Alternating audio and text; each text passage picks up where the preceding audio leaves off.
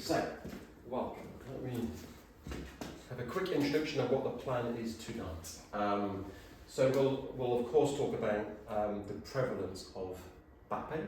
I assume that everyone's here today because they've either got or have had in the past back pain or sciatica. Is that a reasonable assumption? Yes. Yeah. So we'll talk a little bit about that. We'll talk about common causes of back pain and sciatica. Some of what I think from my experience are some of the common mistakes people can make when managing back pain and sciatica. And we'll talk about the approach of Thorpes Physiotherapy. But what I really want from having done a few of these workshops now, what for me has worked best is when it's of course relevant to you. So I'd love these to be as interactive as possible, and please share your experiences. You've hopefully received an email maybe a few days ago which maybe gave you a few questions just to think about and reflect on, because sometimes time flies by and we can forget, well, how long we had the problem, or what have we tried, and has something helped, has something not helped?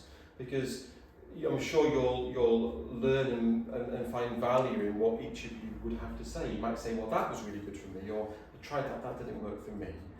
So hopefully as we go along, you'll feel comfortable asking questions and sharing your experiences, but again, there's no pressure on that. Brief introduction about myself, because I really don't want to talk about me much at all, but I guess to set the scene for people who don't know me, I've been a physio now for about 24 years. Worked in all sorts of settings, but worked at Frimley Park for quite a few number of years as a clinical specialist physio. So I used to work alongside the orthopaedic consultants, which was great because I could order X-rays and MRI scans, I could give injections, I could put people on a list for surgery. So you may have questions about scans, X-rays, the relevance of injections or surgery or things like that. So hopefully I'm in a position to be able to be qualified to talk about some of those things. But for the last 15 years, I've been in private practice. Well, the last 11 years. I set up Thorpes Physiotherapy 15 years ago and then left the NHS 11 years ago. So I now do a combination of a couple of clinics where I treat people, but I also, I'm a lecturer for the Society of Musculoskeletal Medicine. I'm the chair of education for them. And we're an organisation who teach courses for physios, osteopaths, doctors, so that's throughout the country. So I enjoy that side of it. That's me. I was a guest speaker at a lumbar spine conference in Sweden, an Orthopaedic Medicine International Conference. I had to go on stage and do some spinal manipulation, talk to 100 Scandinavian physios and osteopaths, so it was good fun. I've recently been on the radio talking about physio, and as I said, I teach on quite a few courses, so enough of me. For those of you who is completely new to Thorpes Physiotherapy, yep. So again, just briefly about the clinic, we've been around 15 years. We've now got 2 locations. We did have 3, and we were also in Yateley, but this is the main clinic. When you went in to maybe get a tea or coffee, we've got 3 treatment rooms in there, and we've got Sue, the practice manager, and the admin team. And then we have this as our studio where we can do treatment, but also it's quite a nice space for some rehab. We've been fortunate to win a few awards over the years. We're a private-only company now. In the past we did have an NHS contract, but we no longer have that. But we're registered with all insurance companies, and as you were saying earlier, we know the local orthopaedic consultants well, have a good relationship with them and the GPs, and quite a few nice 5-star reviews as well. So, you've got this kind of email before, and I think it's a good starting point, because I want to pitch this at what's going to be relevant for you, because I could talk about back pain all day long, but I don't want to bore you about certain things you're not interested in, so I want to make it relevant. So if you are kind of suffering with back pain or sciatica at the moment, does anyone feel comfortable to say how long they've maybe had the problem for? I've had back pain for a few years, for probably about 30 years. I was told I had a tilted pelvis. I don't know if that was a common cause. And occasionally, do you know when people say, oh, my back's gone? Yep. You get that kind of, but then it will not be too bad. But a few weeks ago, this is a bit weird and no, it's not weird, but random. I've just currently done a show, and they'd asked us to lift a chair in the air with somebody on it, 5 people around the chair. Do you know like Jewish weddings where they do lift them up? So it was something like that. And we sort of got up a couple of times, and then my back just gave way of it. So for the last sort of 2-3 weeks, I've just been suffering with. Keep flare-up. Yeah, but it keeps going from different side to side. It's a lot better than what it was, but it's going, just keeps every couple of days I'll get some more pain from one side. You can get a lot of referral of pain, and has it progressed? Have you had any referral of pain into your leg or no? legs? It's not been too. It was more just lower back. Okay. For the first couple of weeks, like even sitting down and trying to stand back up again, it was just, you could just feel that pull. So maybe we could talk about maybe the acute management if you've got, because I'm sure that resonates with a few people in the room. I would have thought where you've done something and it's often reported, my back's gone. It could be something quite trivial, of you just go and pick something off the floor or something, and you sneeze, or it's not kind of proverbial final straw that broke the camel's back. It's something that seems quite innocuous, but it's probably just been. So it's important to know how to manage those acute flare-ups, because an important part of our approach here at Thorpes, so we have a little mission statement of we exist to educate, motivate, treat and inspire people to be more active, mobile and hopefully free from pain, if possible. But the education part is really big for us. That's why we like doing workshops, we like writing blogs or doing videos to try and give knowledge of how you can self-manage things. Because you'll see on the next slide, the prevalence of back pain is about 80%. You know, so many people will get back pain at some point. So if you do get the odd flare-up, it's like, okay, well, what can you do? Like, don't panic. What are the things? We'll explain the things that, if the very rare occasions where it's something more serious, well, okay, that's what you have to do with this. But the majority of things, if your back goes and you're in spasm, what should you do? And that will come into some of the mistakes I feel some people can make. So we will touch upon that, but thank you for sharing that. So we've got, you know, you've had, I guess, the word in the past would be chronic back pain, but we don't really like the word chronic, we call more persistent back pain. But you can get those flare-ups where it just, for whatever reason, can. Anyone else got a quite different history of this wanted to share? Yes, sir. Daily, first thing in the morning, the back is extremely, it feels like it's locked. Feels really stiff first thing. Yeah, and then after saying a few choice words and moving it and doing normal things, it returns to a degree of normality. Could be helped by the codeine that I'm on. Recently I've had an episode of referred pain down the various inside and outside the leg. At the moment waiting for an MRI at Frimley on Tuesday. We'll talk a bit about sciatica and clarify what exactly that is. We'll talk a bit about diagnostic imagery, if that would be useful.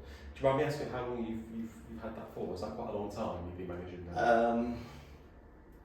I would say 20, 25 years ago, Mark Thomas took me in and gave me a few jabs in the spine, and he took me in about 5 years after that, so quarter of a century it's been going on for long. Because it may well be that there is a little bit of wear and tear in the back, because often that's why I asked if you've, what we ask when we ask questions with the 24-hour pattern, do your symptoms vary throughout the day?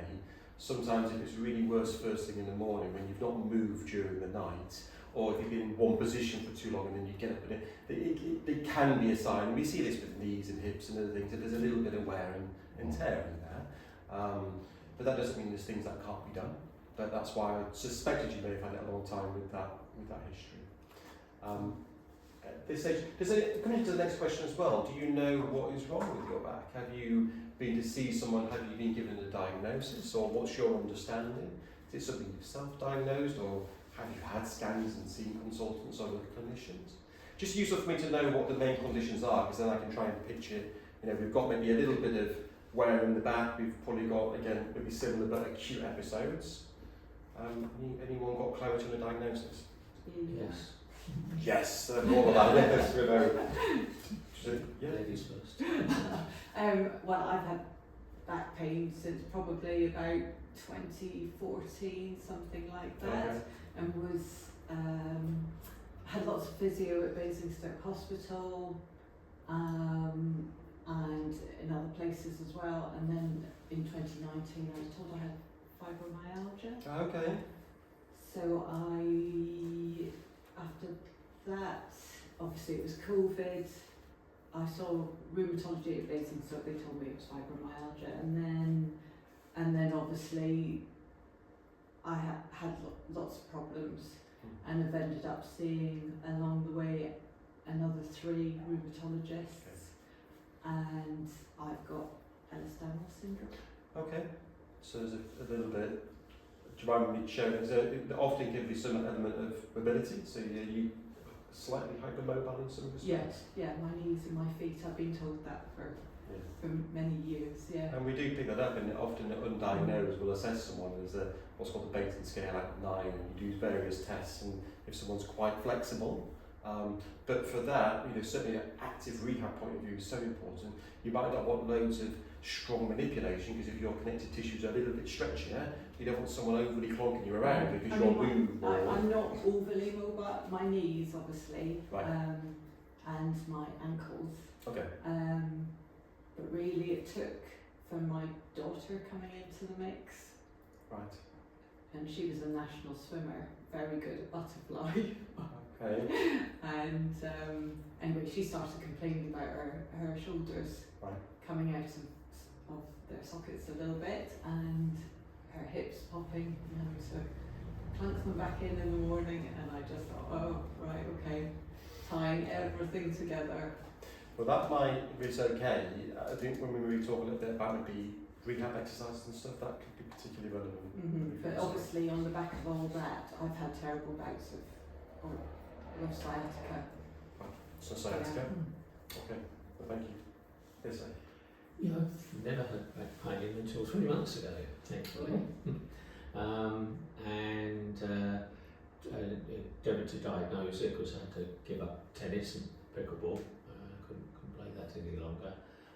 Had bone scans, which diagnosed degenerative spine. L3 on your diagram over there. So really, when we mean L, there's like the lumbar, there's 5 lumbar vertebrae. So the vast majority of, say, sciatica is from the bottom 2 levels, L4, 5, L5, S1. So L3 is not quite as common, just a little bit higher up. Okay. But that'll link into when we talk a little bit about X-rays, because I would have predicted, we'll come on to that a little bit later, but certainly there can be a lot of concern about how an X-ray or a scan is reported, and a lot of it can be completely normal age-related changes. You've got to put the scan in context with the history in person. It's not belittling the findings of that, but if you get 100 people who are going to be the same age and you X-ray their back, if those 100 people aren't in pain, you can guarantee it will show some age-related changes, like our hair goes grey or falls out, or we get skin wrinkles. We get joint changes. I was sat in a clinic this morning with a hand surgeon, because I still like to sit with them, and she had this exact same conversation. Someone came in with what they thought was carpal tunnel. She X-rayed their neck, and we knew before we get the X-ray back it would show wear and tear because she's more elderly. So we'll just felt that it was the right time to touch upon the imagery, but I'll come back to that. But thank you. Anything any different, or are we happy to kind of to Just to the boring. I haven't been diagnosed, but I do think I know what's caused it. Some years ago, I had one leg which was excised 3 times, and then a segway fell on it, so I got awful lymphadenopathy in one leg. And I was told to put the leg up, which I have done over years. And I noticed as I got older that the more I put the leg up, the next day I was suffering in my back. So I stopped doing it, but then it's a chicken and that's well, yes. So and now I seem to have stuck with this mid-back pain. It won't go even if I don't put my leg up. So I've just got caught like that. So it's not spasm, it's just constant. And if I bend over, like putting shopping in a bag, or it's just chronic, absolutely chronic. Okay, well, thank you for sharing that. Right, okay. So we've probably we've got little bits of wear and tear, we've got bits of sciatica, we've got other things there. With your history is quite unique, but thank you for sharing that. Fine. So again, quite a few of you got some clarity, and I guess it's sometimes, certainly when you come to see us, we'll ask a meaningful goal, because sometimes we can't reverse age-related changes, but what's relevant to you, and can we get you back doing the activity, which might be, for some people, playing pickleball, getting back on the golf course, being able to go for a walk, being able to get a good night's sleep, being able to put your clothes on without having to, being able to get out of bed without having to take your codeine and do a rigmarole of movements and stretches before. It's also, I think, useful to reflect back on, well, what have you tried already? Have you tried, what does anyone happy to share? Have you had physio? Have you been to the chiropractor? Have you been to the osteopath? Have you had acupuncture? Have you done Pilates, yoga? Have you had medication, injections? It must be really hard to know in the general public, if you've got back pain, well, what should you do? Because there's so many options out there. Let's maybe look at it two ways. Has something worked for you in the past? Have you gone, well, I've got some benefit from that because we want to share top tips? Or have you had the flip side and gone, well, that really didn't work for me? I've been doing a fair bit of yoga. Yeah. And that's a two-edged sword, because after an hour's session, sometimes I am really, really stiff afterwards, and I need to put a hot water bottle on. But there are some stretches that I do during those sessions, and I think that little bit is helping. And I know that if I can do those regularly, then that's giving me some benefit. But sometimes it's too much in a whole session. There's a brilliant point you've said, and I'm glad you've said that, because that'll link into exercise and my kind of 3-tick approach, which will hopefully give some guidance. Because we can't say, look, yoga, Pilates is brilliant for back pain. And it's a mistake I often see. Someone comes to me and maybe they're in an acute episode. Maybe they've been lifting people on chairs 3 weeks ago and it's just flared up. And if my back hurts, I better go and do Pilates. I better go and do yoga. It's the timing of when you do it. Because when you have acute pain makes some muscles go into acute spasm. The big superficial muscles. That's why it feels like my back's gone. Because something deep has triggered off pain, and those pain fibers go to the brain, and the brain says, you need to protect this. So then it sends impulses back down to muscles that lock it to try and protect it. So if you're in acute pain, you'll have some muscles that are really overactive, and you'll feel it. You'll feel those knots, it'll feel tight, or if someone touches it, it'll be sore.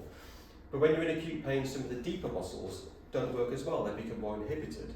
So if your back's not in a really happy state at this moment in time, it won't have the same tolerance to exercise as it would do when you're not in a flare-up. And that's why you need to know your body, listen to your body. And that's the only drawback sometimes if you go, or if your person's not confident to go to a yoga class and say, I'm going to do that bit, I'm going to sit out of this bit, I'm going to do that, and I'm going to see how my body responds the next day. Sometimes people feel a bit awkward and everyone's doing it, so I'll better do it. And they do it for 45 minutes and then they flare up.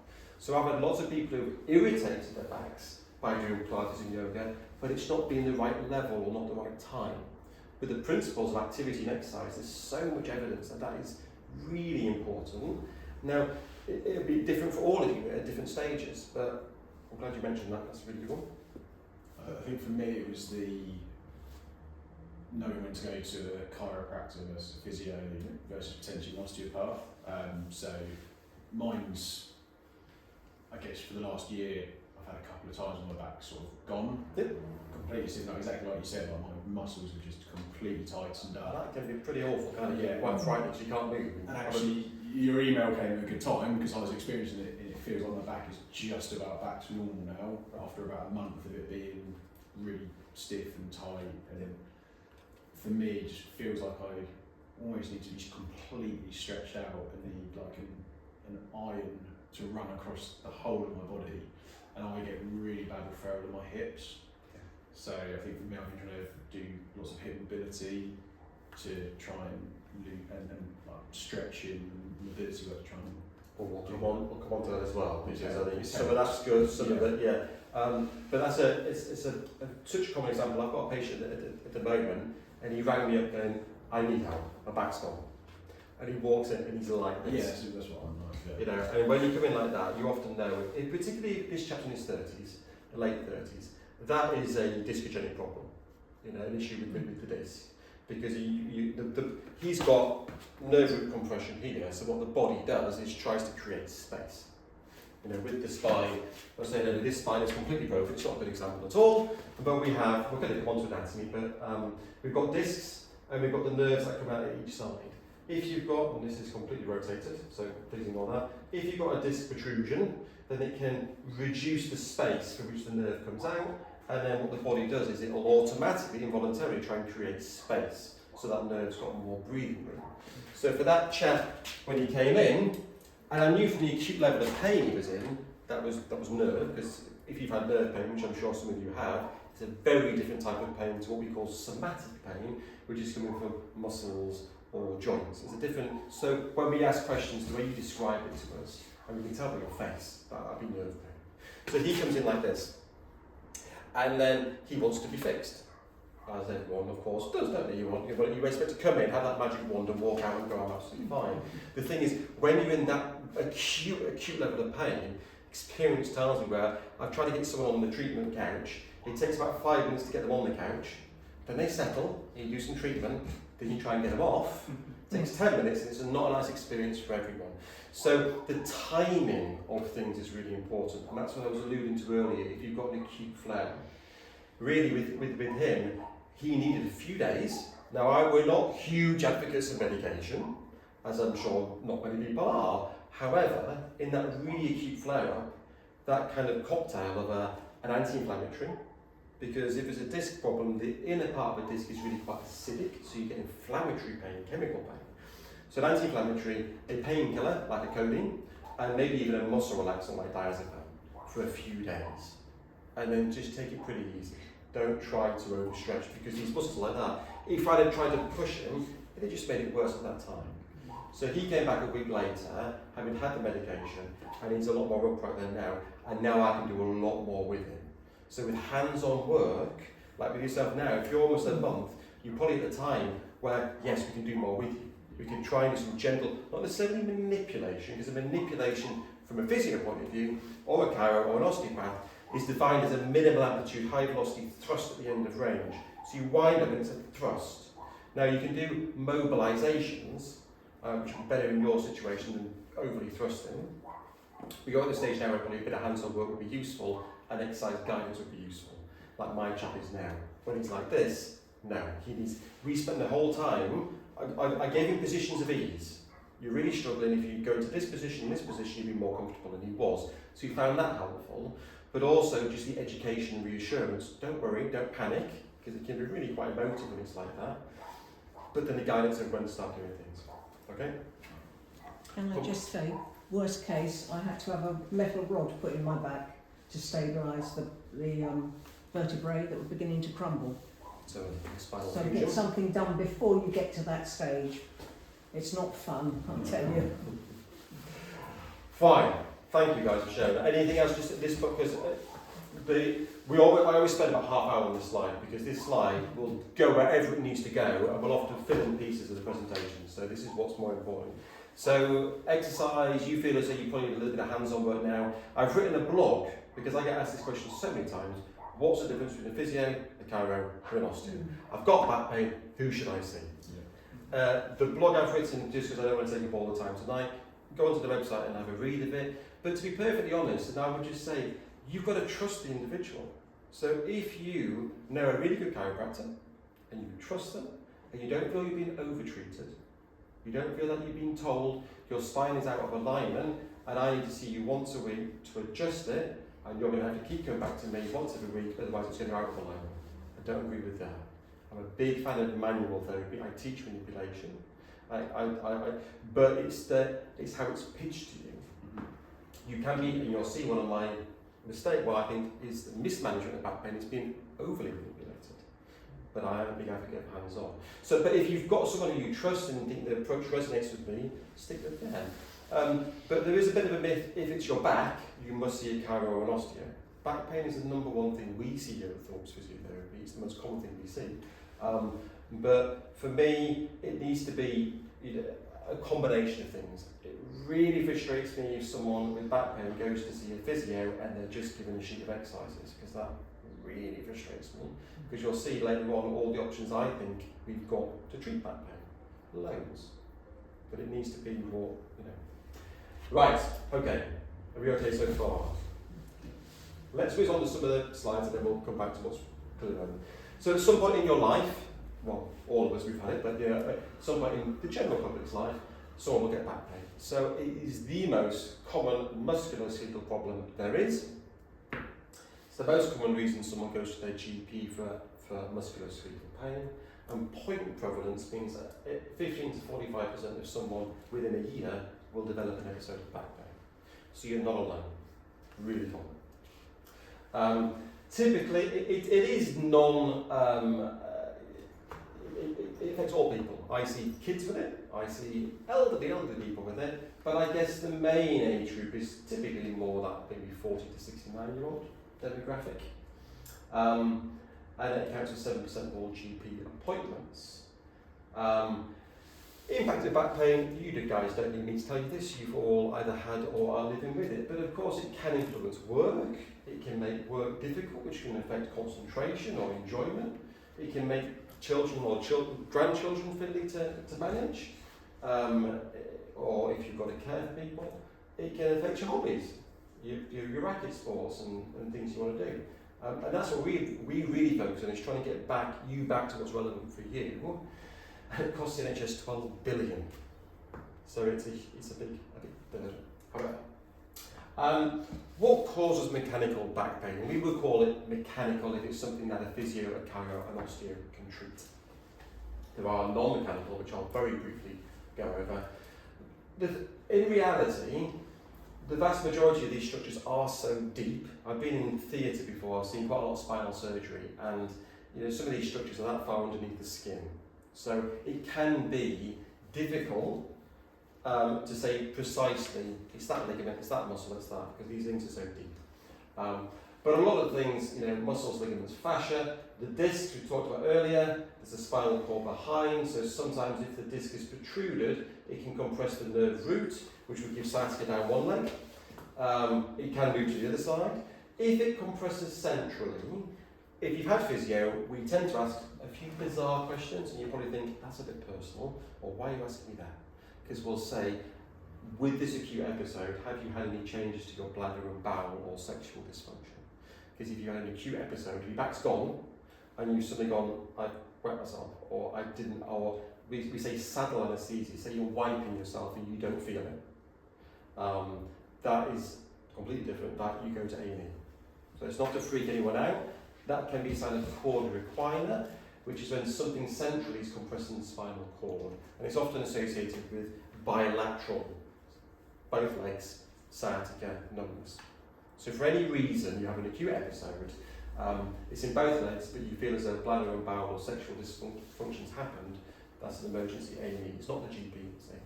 We have picked up quite a few actually here, and we've written letters and sent them off to A&E.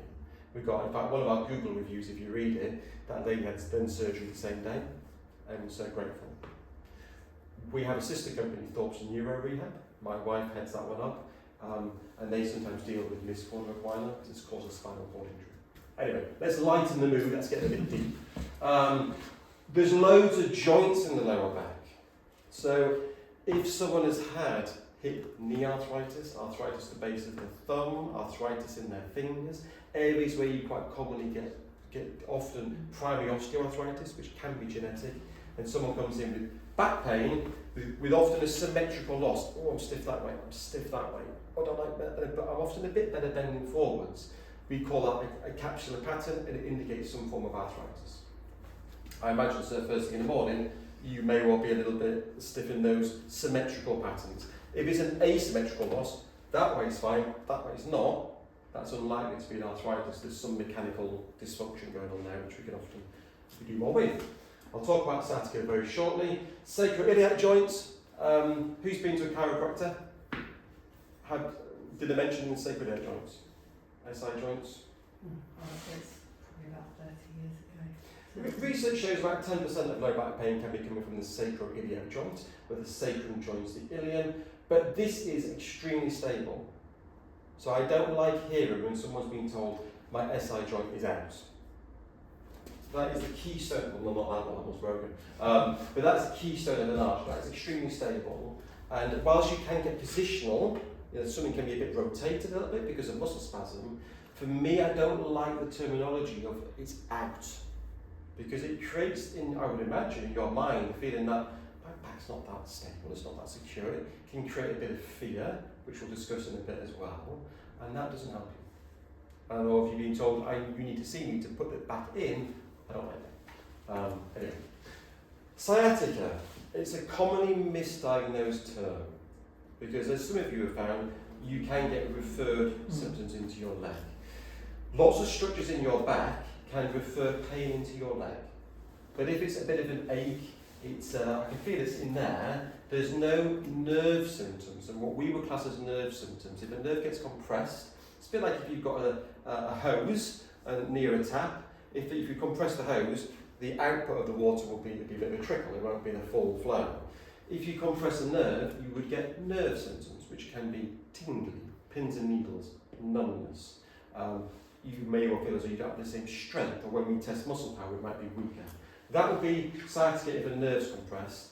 If you've got pain referred into your leg without any of those symptoms, then it isn't true sciatica. It's more referred pain from your back. I mean, traditionally, I always thought sciatica ran down where you've been stroking your leg. Yep. Does it have to be in that area, or can it be anywhere in the leg? Great question. Technically, sciatica is from the sciatic nerve, which is innervated the nerves at L4-5-S1. So, yes. However, you can get femoratica, which is if the femoral nerve L3, L3-4, L2-3, that would give symptoms down here. Not as common, but we're also going to make sure if you're getting symptoms down here, there's no referred pain from your hip, or the sacroiliac joint can also refer pain. And the human body is not like the textbooks, it's seldom just one thing. So someone can often have this with a bit of hip and a bit of SI joint, and we're trying to unravel what's the main driver of it. But great question. If it's down the front, and I've had a few people with textbook femoratica, but sciatica is so much more common. But the thing is with sciatica, and this will come on to one of my bugbears with almost like Dr. Google and YouTube, I don't take it away, it can be very useful, but you need to, let's say you've got sciatica, true sciatica, you've got tingling down the back of your leg, and you go onto YouTube and you Google best exercises for sciatica. You might as well flip a coin. There's a 50-50 chance assuming the person who's doing the video has got some good credentials. There's different forms of sciatica. So I don't want to get too technical, but just briefly, where the nerves come out of the spine, if you've had a disc problem, does anyone know they don't had a disc problem? Yeah. If you've had a disc compressing the nerve from the spine, that then compresses the nerve and you get the sciatica in the leg. If, however, nerves come out and they form what's called a nerve trunk, where the nerves come out and they join together to form a sciatic nerve trunk. And that runs underneath the buttock, or the piriformis muscle. If the sciatic nerve is getting compressed in the buttock, you may have heard of piriformis syndrome, you might not have, that will cause sciatica because the nerve is being compressed, but the source of the problem is very different from there. So if you've been given an exercise, the exercise will be different if it's coming from the spine or from the buttock. And that's why if you're just doing generic exercises for sciatica, you kind of need to get a bit of clarity on, well, what is the form of your sciatica, therefore what would be an appropriate or would be not an appropriate exercise. But essentially sciatica is referred pain in the leg from a nerve being compressed. I really don't want to spend long on this because it will get too deep and dark, but there are non-mechanical causes of back pain. And this is why it can be useful to, well I think very useful to go and, if you've had something for a little while, or if you're concerned, if you're laying in bed at night thinking, what is this? To see a health professional. Now, that may well be a doctor. Now, we're seeing now a lot more, that's an exaggeration, more of this than pre-COVID, because before in the past it was possibly easy to see your GP, and nowadays it might be, when you tell me, it might be a little bit more tricky. It's a few more steps and hurdles and weights, and someone might go, I'm going to go and see my physio, whereas they might have gone and seen the GP. So we're sometimes picking up some of these things, but trained clinicians like physios will be able to pick up, and that's why we ask. I've written a blog today called "You Ask a Lot of Questions," and it's we ask questions to rule out some of this stuff. So, what other things can cause? Around about 10% of back pain can be coming from non-mechanical sources. They can be inflammatory conditions. They can be infections. Someone comes to me and they've had a chest infection or urinary tract infection, and they've suddenly developed an acute episode of back pain. That for me is almost an infection until it's proved not, because the infection can go to the disc, can go to the epidural space, can form abscess. So the management is very different. Don't talk about that, but of course things can spread from cancer. So if someone comes into me and they've got a history of prostate cancer, breast cancer, the cancers that commonly can spread to bone. So breast and prostate have been around, also lung, and they've now developed acute episode of back pain for no obvious reason. They didn't bend and lift, do something, and they weren't carrying chairs. Sorry, there was no obvious reason, and they developed this. We want to make sure something hasn't. But anyway, and there's a corner requirement, as I mentioned before.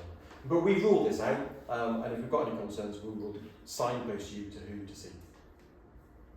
What can contribute to back pain? All sorts of things. Lifestyle, again, I want to focus more on the things that we can influence. We can't influence our genetics, that's what it is. But we can influence lifestyle activity levels. Back pain is non-discriminatory, it tends to affect all sorts of people, but it tends to be slightly higher in people who are the more extremes. So if you're extremely sedentary, if you don't move all day, if you are sat in the same position all day for so many hours and you don't move, that can contribute. But on the flip side, if you're extremely active and it's high loads, compressive loads going through your spine. So, and if anyone does need to move, by the way, I've got to move around. So the extremes are often not ideal. General activity levels, though, inactivity is a huge problem for society in general and a huge contributor to mechanical pain. So a big part of what we'll do is we'll try and think, well, what can we do to not make it over-faced and to give realistic little goals to try and improve activity levels, because that is what there is the most evidence for with back pain, exercise and activity as a helping factor. But this one as well, your thoughts, emotions and stress. Years ago, the model of pain was very much the medical model. It's physical. Pain is purely from nerve endings being stimulated and causing problems. Now, of course, that's a huge aspect of what pain is. But even when I was at university 20 odd years ago, the biopsychosocial model was very well evidenced. And that means that our thoughts, our emotions, our social circumstances can influence pain. And that's where a big part is, we'll ask you, what do you think is going on with your back? And if you go, well, if you're fearing the worst from the experience you've had with back pain, sometimes having a professional say, look, I think it's this, I think the outcome of this can be good. People can walk out feeling better with less pain, even if you've not touched them because you've given them some reassurance. But that's important to bear in mind. So issues with managing back pain, well, it can be complicated. There can be so many factors that can influence back pain. The information out there can be so difficult. We mentioned earlier, who do you go to see? What sources out there with AI, with YouTube, with Dr. Google? Well, what have you read? Is that a well-qualified bit of literature, or is that someone's opinion? And people have very different experiences. So, common questions, but I want you to tell me the questions as well. Do I need a scan? So someone will come in, I've got this back pain, I've got this pain here, do I need to go for an MRI scan, which you're going to have? Do I need to have an X-ray? I want an X-ray on my back. And I understand at times why someone would want that, but an X-ray is radiation. It's 30 times the amount of radiation in a chest X-ray.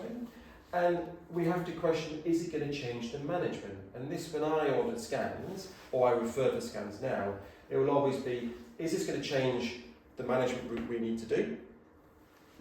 Or is this going to rule out something which I think is important?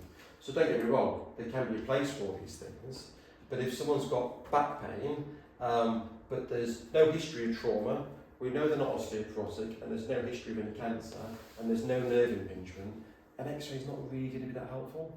Because if you're over the age of 50, it's going to show some signs of wear and tear, normal, it's not going to change the management. If, however, you've got really irritable sciatica and you've had it for quite a while, and it's really impacting your life, an MRI scan can be really good because it will show us the soft tissues.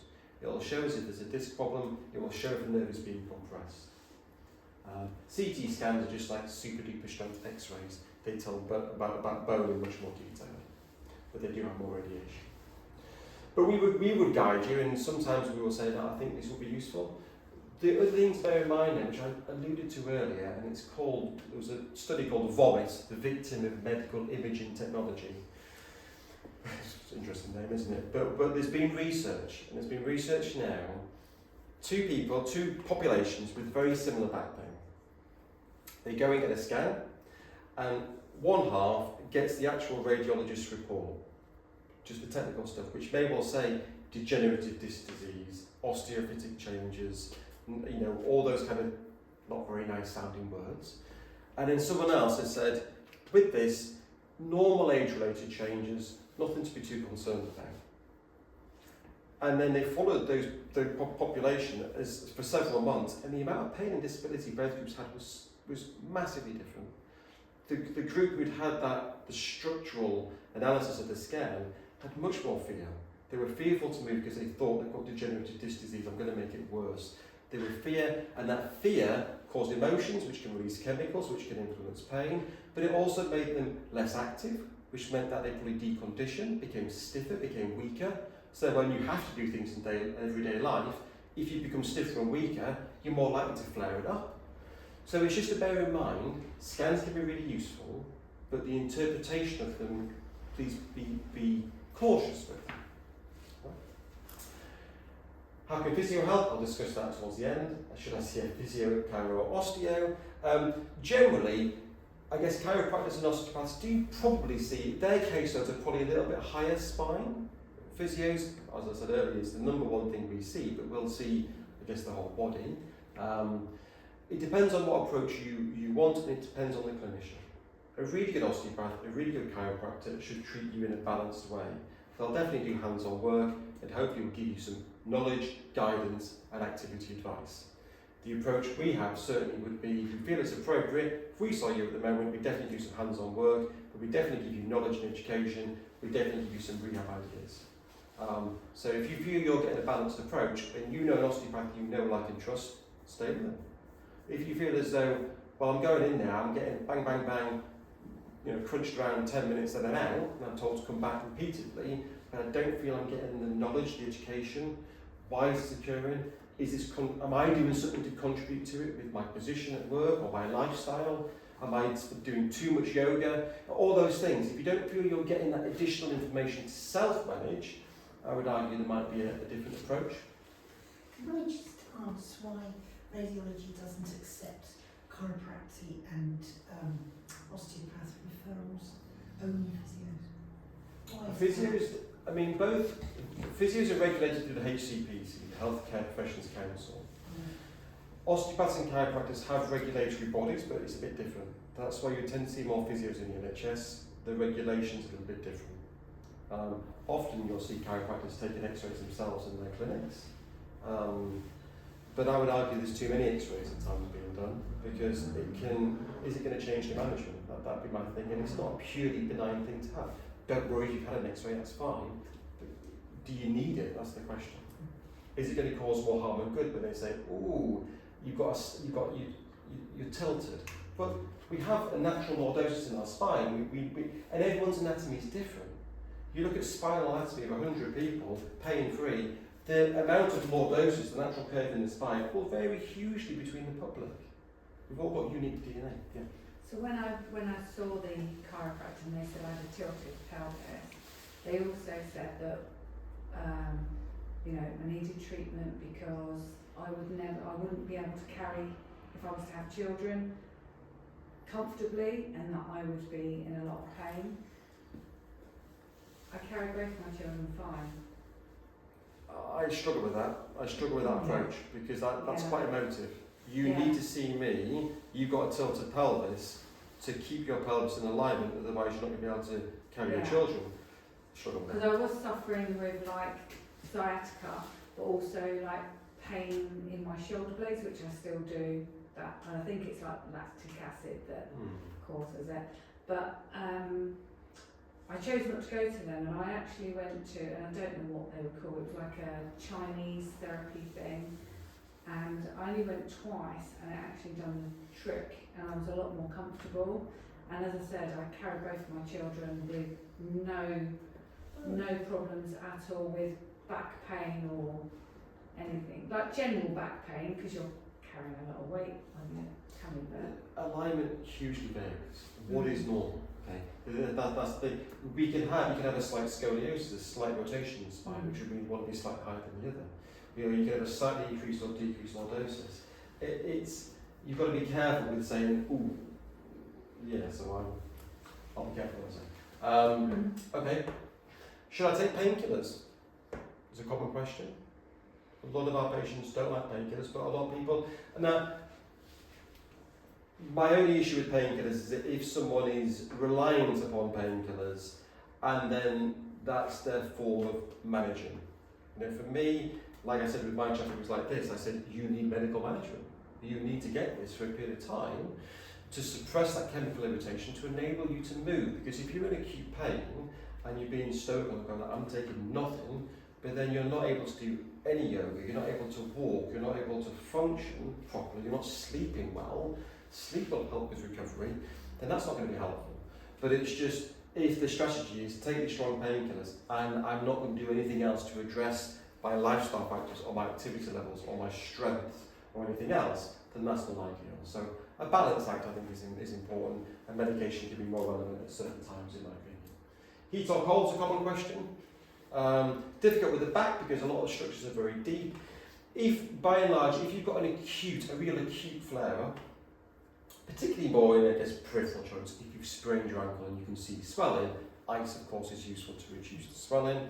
If you've got grumbling back pain, which you've had for quite a long time, you've probably got some muscle spasm, and heat is probably going to be more beneficial because it will get more blood flow, relax the muscles.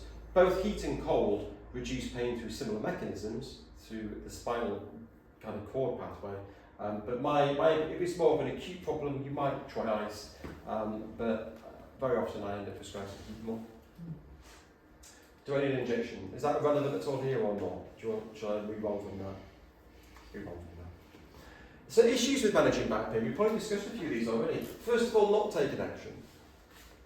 Just thinking, it'll get there, it'll get there, it'll get there. Now, back pain, if you do the right thing, if you've got mechanical back pain without any nerve entrapment, and you do the right things, the natural resolution's very good. And if you had an acute flare-up, often it will settle down, as long as you're kind of doing the right approach, you're quite relaxed about things, you're being proactive. But if you've got a problem and it's not changing and you're not doing anything about it, I often think, I've written a blog because I've heard so many patients say to me, it was, I wish I could, I thought it would get better, followed by I wish I'd seen you sooner. That doesn't mean you're going to need much at all. It means you've been thoroughly looked at to rule out anything of concern. Because I've had patients who are laying there worried at night thinking, I've got cancer in my back. And they're not saying, they're internalising it, or something more significant. And when you say, look, pretty sure it's not that, this is something I've seen a lot, there's that little relief. Or to hear that, look, we've seen so many people with this. No one likes to feel they're alone with a condition. So often being seen, having some reassurance, having a good examination, having some clarity on what it is, and some positive strategy of what you can do, I think is important. Overstretching, so that might be if you've got an acute episode. Because I love it when people are proactive. I've got this, I really want to do all I can to do it. But if you've got acute back pain, and you're really stretching it, you're getting the foam roller out, and you're digging it in with your tennis balls and your thumbs, and you're really pounding all those muscles, you might get very short-term relief, but you can often be irritating. Remember, if you've got acute pain, for whatever reason, for a short period of time, those pain impulses are making muscles go into spasm and other muscles become inhibited. If you overstretch, you're sometimes just irritating it, a bit like poking a bruise. So overstretching, particularly if it's an acute flare-up. Once it's all settled down, if you've got some residual stiffness, go and do some yoga. The time when your back is calmer is the time to go, right. And we have a saying, it's important to look beyond the pain. Because sometimes if someone comes along, they have a few sessions, they go, I feel loads better, right, goodbye. So that's fine, but that's the time when we can then give you more advice on exercise, more advice on lifestyle, more advice on what can you do now to reduce the risk, not eliminate the risk, because you've seen back pain, is fairly prevalent, but there's a lot you can do to reduce it when the pain is. YouTube videos, as we discussed, not enough guidance or reassurance, being worried, being really anxious about it. And sometimes scans can be useful then, just to give you peace of mind. Over manipulation. Big fan of manual therapy, but if you've been told you need to come back for your every 1 month adjustment for life because your pelvis is tilted, no, don't agree with that. Reliance on pain pills, I know it's different for different people, but it means reliance on that as your main coping strategy. Or having unnecessary scans, or injections, or surgery, because it can do more harm than good. That's a shame. If you're not seeing an MRI scan, that's what we look at with the scans is looking from the side. These are the discs, that's the spinal cord, and occasionally you can get disc protrusion. That there you can see is compressing the spinal cord, and that's probably causing some form of sciatica. However, do not fear. Discs are connective tissue like ligaments. Like, if you sprain your ankle, as long as you do the right thing, it will heal up. The outer part of a disc is type 1 collagen, like you get in ligaments. And there's loads of research that scans someone 7 months later, there's no disc protrusion at all. The body's healed itself. So because you've been diagnosed with an L4-5 disc problem in the past, they can heal. The body's got an amazing capacity to heal. It doesn't mean that your back is weak or vulnerable or you're going to have that forever. Exercise, physio is probably a slight bias towards exercise, but there is so much evidence that it's helpful. This is a bit tongue-in-cheek, the good or the bad. It depends on where you are at. And I quite like this 3-tick approach. So what I mean by that, with managing back pain with exercise, there isn't one panacea. This exercise is wonderful. This will solve all your back pain. Because everyone's back pain is different. For me, a balanced approach. So I want someone to have some cardiovascular exercise. That'll be different for different people at different times. But something. It might be walking, it might be swimming, it might be cycling, it might be running, it might be whatever is relevant for that person. But I want some cardiovascular. I want some flexibility. Because we're seeing nowadays with the technology, people are getting more and more flex. What do people do all the time? Look at kids when they're walking to school. They're this all the time. What do we do if we've got office jobs? We're like this all the time. So if you're getting a bit stiffer in certain areas, are some stretches you can do to reverse the positions you've been in during the day. So if someone's got an office job and we're saying, right, we've got to get something to increase your heart rate, I'm not going to be recommending cycling because you've been sat all day. You want to do something where you're out of that position. So it's unique to the individual. So some flexibility, and yoga can be brilliant for that when the time is right, or just doing some good stretching. Some strength and conditioning. Now, the buzzword 20 years ago was core stability, and working on the core with Pilates is still really good, but just some good functional strengthening stuff, functional movement patterns, because we've got gardening to do, we've got DIY to do, we've got all these things. If we lack general strength, our backs can take the strain. If your leg muscles aren't strong enough, is your back compensating? So just some good general strengthening work is really useful. So a combination of things. And that's what physios can certainly guide you with. My 3-tick principle is really simply this. It's to analyse how your body feels, the first tick at the time. So let's say yoga. Let's say you've had a back issue, you're doing a yoga class. When you're doing that yoga, does your back feel okay? Now, you may well feel some twinges, because you're probably thinking, how's my back? And if we focus on something, we often feel it a bit more. But if you feel a few twinges, does it feel acceptable to you? Okay, I can feel that. It's 2 out of 10. It's not shooting down. I'm all right with that. Ideally, no pain, but that's not always realistic, particularly if you've had pain for many, many, many years. So if you're doing something and it's not making it significantly worse, give it a tick. The second tick is how are you a few hours later? Because if you're doing an activity which you love, if you're doing pickleball and you're in the moment, you're loving it, endorphins are released, that can mask some pain. So you might give it a first tick, but if you find when you're going to bed that night you play pickleball, oh God, get out of the sofa before I go to bed, it's a lot worse, then that second tick isn't a tick, it's a cross. And that may well tell you, oh, was that a bit much? If you're okay a few hours later, the third tick is when you get out of bed the next day. Now, it's not generalised stiffness because you play pickleball and you've not done for a while and you're all a bit stiff. Is your particular back pain a lot worse? And if it's not, give it a tick, 3 ticks. And that guides you, that seems safe level of exercise. And for me, that over the years, that's been much more worthwhile than trying to be too prescriptive with do this 3 times a day, 10 repetitions. Because it depends what else you've done that day. If you've done loads, if you've been in the garden all day, you'll have done enough. Okay? So the 3 tick approach gives you an idea. Is it okay at the time? Not significantly worse, tick. Is it okay a few hours later? Tick. Is it okay the next day? Tick. Right, that I was okay with. And I think that's a useful framework. I'm conscious of time, we're almost come towards the end, so do not worry. Why Thorpes Physiotherapy? A few of you have been to us before. If you have been to us, here we treat a lot of back pain. We feel confident in treating back pain. It's the most common thing we see. Treatment is unique to you. It's based around your goals. It's based around your expectations. You know, there's so many ways, as you'll see in a minute, of how to treat back pain. We work with you we can get you in really quickly. There's often no wait. We might be able to see you the same day. So we can get you in quick. You don't need to see a GP. Self-refer in. If you've got private medical, you might need to get a covering note from the GP for that. We're big. My approach, I do like when appropriate hands-on care. It frustrates the hell out of me when I hear someone's gone to a physio and they've just been given exercises and told to come back in 6 weeks. That for me is completely inadequate physio.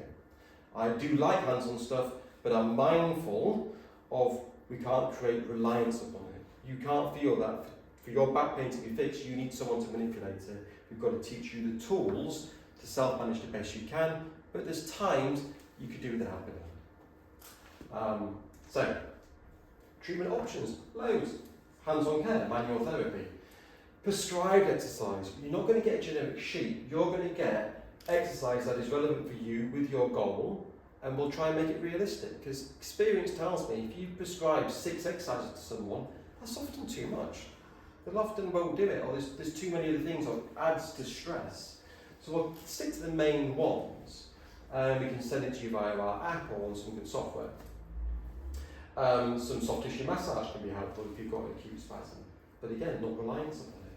For some people, acupuncture works well, you know, and I quite like electroacupuncture where you pull some electrical current through it, which sounds brutal and sounds horrible, doesn't it? But can work really well. I've had patients come to me before, had electroacupuncture and come off the medications because it massively reduced the pain. Not for everyone, but can help some people. The rehab side, we'll try to look beyond the pain, because we know there can be a recurrence rate in back pain. So we don't think we're doing our jobs properly if you've had maybe 2 sessions, you feel loads of pain, and we say, well, brilliant, crack on. Now, we're not going to over-treat you at all, but we're going to make sure you've got strategies to try and self-manage it. And there's tape, there's electrotherapy, we've got these special sensors we can put on the body, which tells us exactly how you're moving. For some people that can be helpful, for some people they're not interested. Depends what's relevant to you. So there's lots of options, not just giving a sheet of exercises, but not just over-manipulating. So what next? It's coming towards the end. So I guess you all got your own individual stories at the moment. It depends on what you're wanting. It depends if you've got a problem at the moment, you know, how quickly you might be able to get some help or relief from us. And there's different ways to do that. If you're thinking, I'll come along today, I saw it on Facebook, you know, hopefully I've gained a few interesting tips and I'll send you the recording, and you want more information, great, because our clinic is big on information. There's loads of blogs we've written about back pain. There's videos on back pain. You can go on our YouTube channel for back pain because they're good exercise. So there's lots of information you can get. And if you don't feel as though you want to see us or you don't feel ready to see us, fine, absorb that information, please do. You may well feel, and in your little packs, take away the little bag, there should be a little Willy Wonka style golden ticket, and you're probably thinking, what is that? We offer discovery visits here, which are free 15-20 minute sessions. It can be a phone call or a face-to-face, and that really is, if you're thinking, I've had physio before, I've had this problem for years, I'm not sure there's anything new that can be done, I'm not sure why I should come and see you. It's one of those things where you can just come to the clinic, you meet a physio, in that session we're honest and transparent. We're not going to be able to do loads of treatment at all on that. It's more, we will ask a few key questions, we'll have a little look, and we'll identify if we think we can help you, and we'll explain what we would plan to do.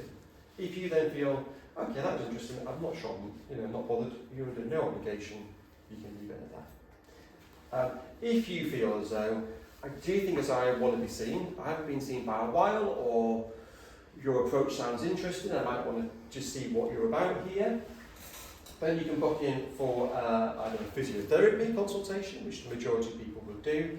If you feel as though I'm really clear with what my diagnosis is, but we've got a really good massage therapist, she's a sports therapist, I want to try some soft tissue massage, then you might want to try some massage. Or you might think, I've had massage, I've had physio and all that, I want some more guidance on exercise because I don't feel I'm doing exercise, then Amy is a kind of our exercise specialist, or any of our physios would be too. So there's different options. I won't go over too much of this now. If you want to look at our Google reviews, there's 189 5-star Google reviews, lots of on back pain. There's ones there where people have said they've been frustrated with a GP, but within an hour of filling in the form, they were seen by us. Pleasant, helpful staff, blah, blah, blah. So I won't go over them now for you. If you want to read those, please do check them out. Yes, consequences of not acting. Well, hopefully you've got information, which is great, but I guess the chances are if you're in here and you're in pain, maybe what you've done hasn't quite worked or is no longer working, which may have done in the past. So this has maybe allowed you to think about it and reflect on the impact it might be having on you. And we said before, there's a few pitfalls you can make, being reliant on exercises that aren't bespokely prescribed to you after someone's assessed you. Too much extremes, being too reliant on manipulation, or being too sedentary and being fearful to move because you're afraid it's going to make my back worse. There's activity we need to look at. Being reliant upon painkillers. And for me, knowledge education is the vital part. So you've all given it your time, I really appreciate that. As I said, we're very proactive in education, so I respect you giving it your time. As a kind of a little workshop offer, you get that free discovery visit, should you be thinking, I'm not sure, a bit sceptical. Or if you're thinking, I do want to try something, you can get a 20% discount on any of those services, a physio assessment, soft tissue massage, or a personalised exercise session to look at, giving you guidance on those things. There is the deadline of Tuesday, it's a bank holiday, so we've given it until Tuesday, so if you did want to do that, you would just need to contact the clinic. That doesn't mean you have to have had the session by Tuesday, it means it needs to be booked in the diary, and then we can see you whenever's convenient for you. Clinics here, clinics in Fleet, early appointments, late appointments, we'll try and fit around what works for you with your schedule. If you feel, I'm all fine, I don't want that, I've come here because it's my husband or my spouse who's got the problem. We're very grateful if you refer people to us. So if you refer a friend and they book in, then you can get a free massage or a free item of the stock, which can be helpful for back pain. So if someone rings up and books in and they say, this person referred me, then we'll say thank you very much. Try the lovely Amy for some soft tissue massage and hopefully feel a bit better.